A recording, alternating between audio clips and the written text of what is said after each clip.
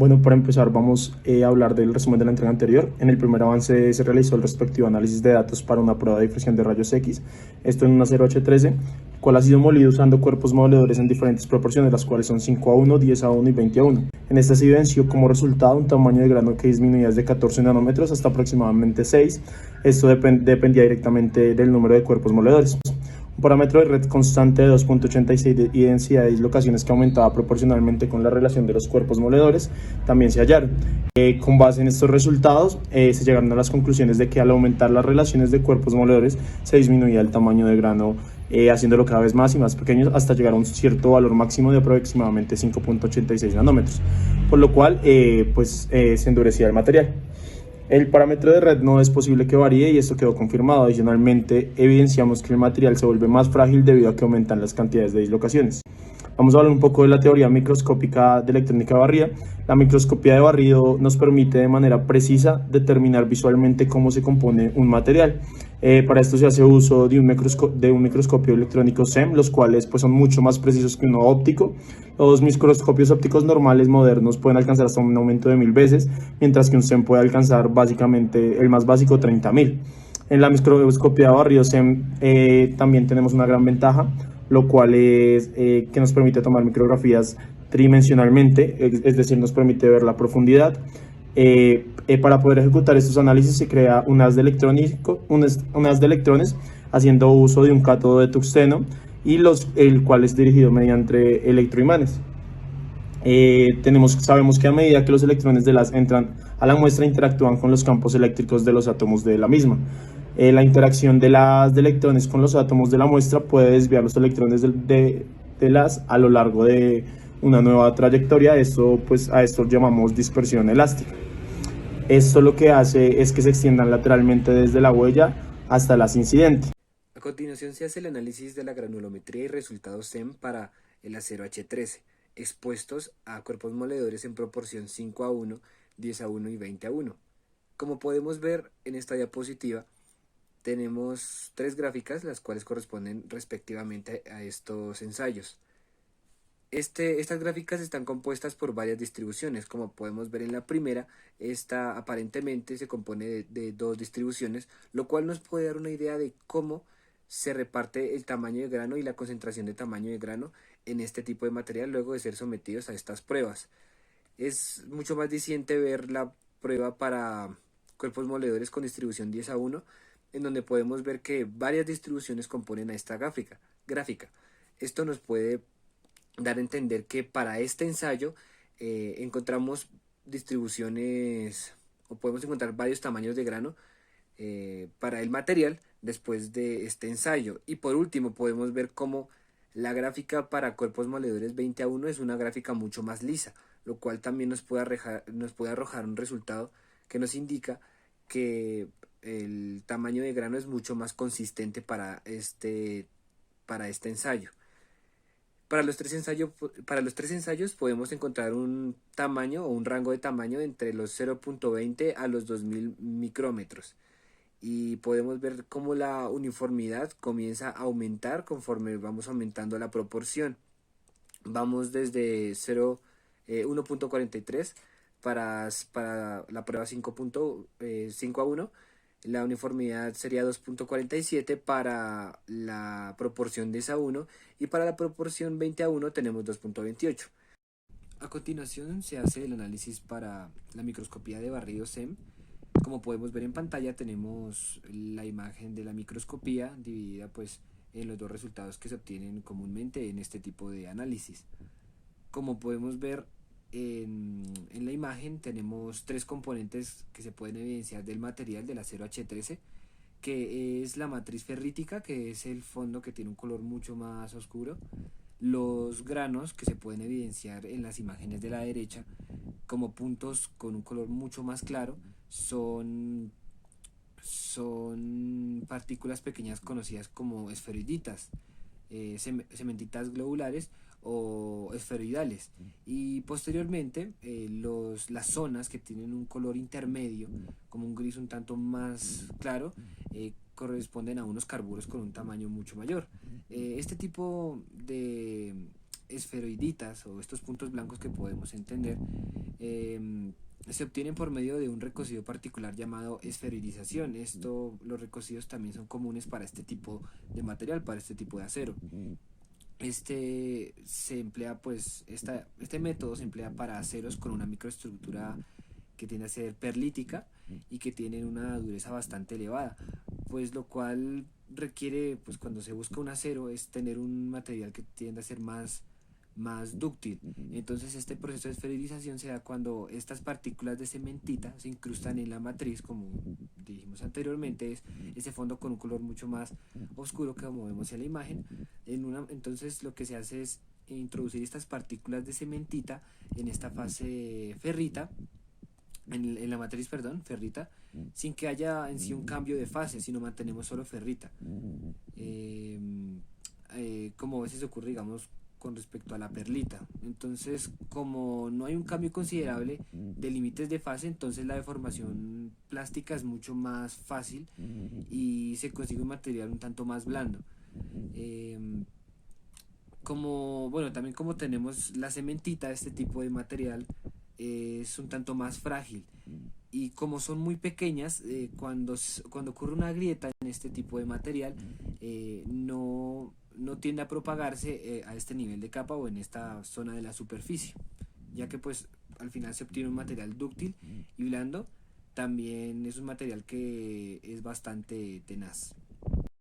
Como mencionamos anteriormente, ya la intención de hacer una práctica SEM en un material es poder diferenciar por medio de una imagen los diferentes componentes que, valga la redundancia, componen un material.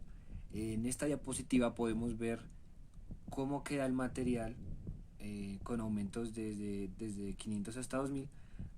El material, el acero H13, después de ser molido con cuerpos moledores en proporción 5:1, 10:1 y 20:1, como se muestra en la pantalla. Estas 6 imágenes divididas en 3 grupos nos pueden mostrar cómo a partir de este ensayo el tamaño y la forma de grano comienzan a cambiar. Como vimos en la granulometría, se espera tener cierto tipo de comportamiento dependiendo de la proporción de cuerpos moledores. Como podemos ver en las primeras 2 imágenes, que es la proporción 5:1, tenemos un tamaño de grano pues bastante elevado. Podemos ver incluso en la figura de abajo que tenemos tamaños de grano bastante grandes, pero pues se presentan cierto tipo de uniformidad en el tamaño promedio. Cuando avanzamos a la siguiente imagen de 10:1, podemos ver que la información dada en la granulometría se confirma, ya que aunque tenemos tamaños de grano un poco más pequeños que en el anterior ensayo, como se espera, encontramos tamaños de grano y formas mucho más distintos. Y al final tenemos el ensayo de cuerpos moledores en proporción 20:1, en donde encontramos un tamaño de grano un tanto más uniforme y mucho más pequeño que los anteriores ensayos. Es interesante ver también que a partir de estos ensayos, de estas pruebas de moler este material, se trata de tener más que todo partículas con una forma más en forma de hojuelas, o partículas más alargadas que esféricas, como se esperaría. Esto podría crear algún tipo de problemas si este tipo de polvos se espera ser usado más que todo para un sintetizado o polvimetalurgia. Vamos a hablar un poco de la espectroscopía de energía dispersiva, lo cual es una técnica no destructiva que consiste en el uso de un microscopio electrónico de barrido que analiza un área muy pequeña de una muestra previamente seleccionada, la cual nos da resultados cualitativos de manera visual, tanto de manera visual como de tamaño y de forma de grano, o nos puede dar también la composición química de los elementos que posee dicha muestra. Esta técnica funciona por medio de la producción de rayos X al enviar electrones contra la muestra con la intención de que estos reboten y generen energía medible. Al enviar electrones se generan 4 posibles casos. Tenemos que en el primer caso el electrón atraviesa la muestra sin chocar, debido a que esta probabilidad es muy baja. El segundo caso, el electrón pasa bastante cerca del núcleo únicamente como para desviar su trayectoria inicial debido a la carga positiva del núcleo sin perder velocidad. Esto se conoce como dispersión elástica. En el tercer caso ya tenemos que, además de desviar la trayectoria como en el segundo, el electrón pierde velocidad, y esto es conocido como dispersión inelástica. Y la última posibilidad que tenemos es que el electrón enviado expulse alguno de los electrones locales de los orbitales internos, lo cual nos generará un fotón de rayos C, con el cual, según la cantidad de dichos fotones y su energía, se va a asociar a cada elemento de la tabla periódica, lo cual a su vez está directamente relacionado con el peso atómico del elemento emisor. Y de este modo podemos asociar cada valor de la energía emitida con un elemento de la tabla periódica. Ok, lo que hacemos a continuación es analizar una muestra del material H13 a la cual se le hizo espectropía de energía dispersiva y el software nos arrojó los siguientes resultados para una serie de picos que varían según la cantidad de energía con la cual se lanza este electrón que va a reemplazar al otro electrón dentro del el átomo, ¿sí? Esto lo va a reemplazar según el nivel de energía y según qué electrón entre a reemplazar ese átomo que fue, ese electrón que fue reemplazado, ¿no? Entonces, según esa configuración que tiene el software, ella nos encuentra que hay un pico de carbono, un pico de azufre, otro de vanadio, cromo y hierro, silicio, otro de azufre, vanadio, cromo, hierro, y vemos que hay algunos repetidos. Él nos dice que todos son de la serie K, pero sabemos que eso va a estar determinado según la ubicación, digo, según, sí, la ubicación del orbital en el cual fue expulsado el electrón y según de dónde vino el electrón, o sea, de qué orbital vino el electrón que va a reemplazar a ese que fue expulsado. Entonces, lo que hacemos es por medio de análisis, según la probabilidad como de que un electrón sea expulsado en un nivel de energía y la probabilidad de que un electrón de otro nivel de energía llegue a reemplazar a ese electrón que fue expulsado, según eso y bibliografía que consultamos en internet, podemos determinar eh, un estimado de si este electrón es de la serie K alfa o si es de la serie K beta o de la serie L alfa. A niveles más altos ya es mucho más complejo y menos probable encontrarlos, o directamente nuestra espectropía de energía dispersiva no alcanza ese nivel energético. Vemos que solo llega hasta 18. Listo, entonces lo que vamos a hacer es analizar cada pico para, según esto que les acabo de decir, intentar determinar de qué serie es el material. ¿Listo? Adicionalmente, podemos observar que el software también nos arroja, además de decirnos de qué serie es el elemento, también nos dice el porcentaje por el cual se compone dicho elemento. Comparando esto con la ficha técnica, encontramos que prácticamente es el mismo, 81% de hierro, 5% de carbono y 4.91% de cromo. Ya el resto de materiales son casi que despreciables, de los cuales son el silicio, el vanadio y el azufre.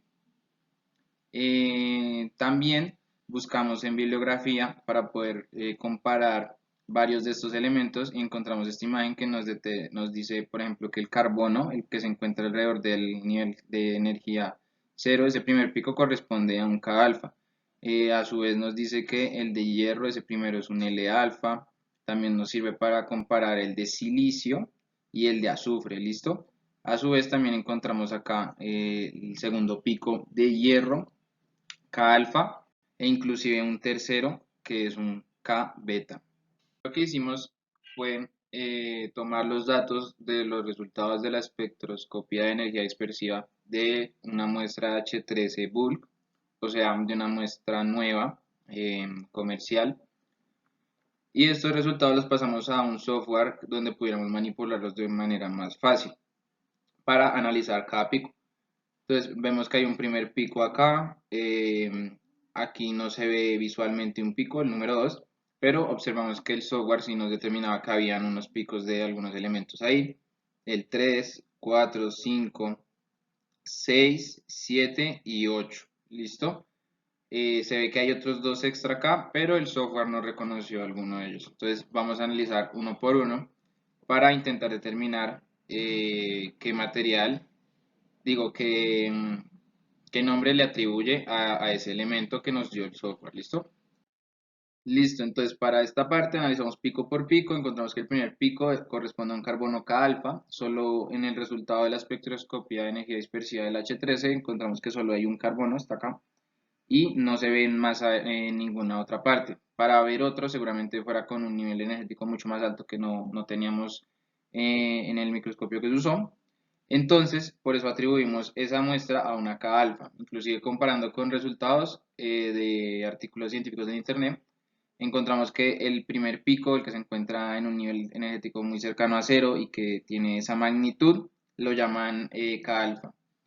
El segundo pico es uno de azufre, eh, el S que está acá en moradito, que está acá muy pequeño, entonces por eso se ve de esta manera. ¿Qué sucede con ese? Hay dos azufre en el resultado, hay uno acá y otro acá, entonces que sería este y este. ¿Listo? Este primero lo llamamos L-alfa.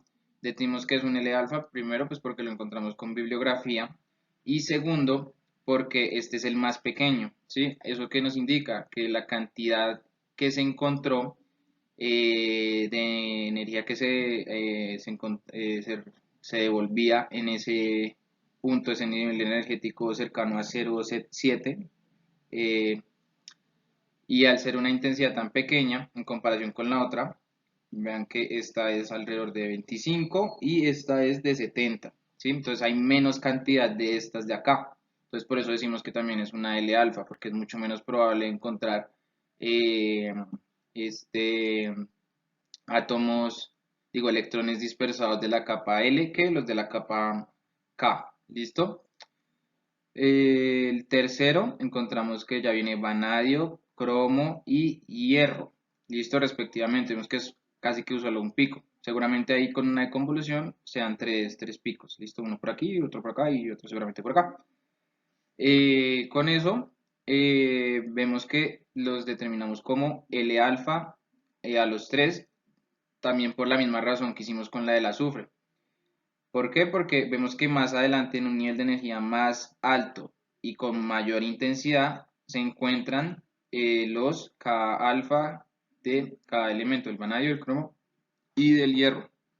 Entonces por eso decimos que estos al ser más pequeños y a encontrarse en un nivel de energía mucho más bajo, que están por acá en comparación de estos están alrededor del 6, estos están alrededor del 1, decimos que estos que son de nivel de energía más bajo, en comparación con estos que son de nivel de energía más alto y por las intensidades son de la serie L. También lo confirmamos con la bibliografía. Después, cuarto y quinto pico, que son estos de acá, que son de silicio y de azufre. El de azufre ya hablamos. Y el de silicio encontramos que ese como solo es uno, sucede lo mismo que con el carbono, ese es de la serie K alfa. ¿Listo? Es lo mismo. No encontramos ninguno otro, por lo cual al ser el más pequeño en nivel energético y al darse esa intensidad, determinamos que es de la serie K alfa.